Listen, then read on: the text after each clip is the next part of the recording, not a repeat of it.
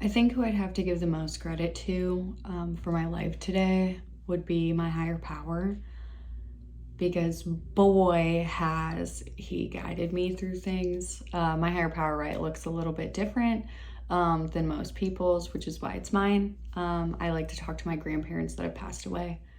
They were super spiritual, but I think that I owe them the credit for where I'm at today.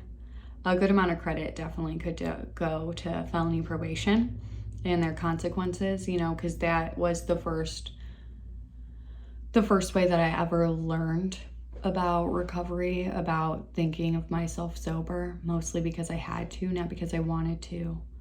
Um, but when I think about like all of the things that I've been through, things that I never thought that I would have been able to overcome, like the death of my grandparents, like being incarcerated so many times, like losing so many friends, ending relationships that I never planned on ending, things like that. I owe all that credit to a higher power, because those are things, right, that like me, myself, I am not strong enough to overcome. With a little bit of prayer, a little less of me controlling it, I'm able to move forward with dignity and grace, right? Because today, that's all I want to be, is a woman of dignity and grace, and I think that my higher power helps me do that. So I owe a lot of credit to prayer, to getting out of myself, because that's something that's really hard to do every time that I'm struggling.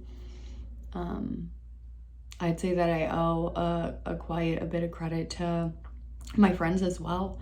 Those friends that like loved me when I was unable to love myself through all of these hard times, took care of me when I needed them the most, answered the phone for me, you know. Basically, I'd give credit to almost anybody but myself. Cause yeah, like I put it into action. I did the footwork, but by no means could I have ever achieved sobriety or like where I'm at today by myself. I need my higher power. I need the people in my life, and sometimes I need like consequences like felony probation to get my foot in the door and keep me there. You know,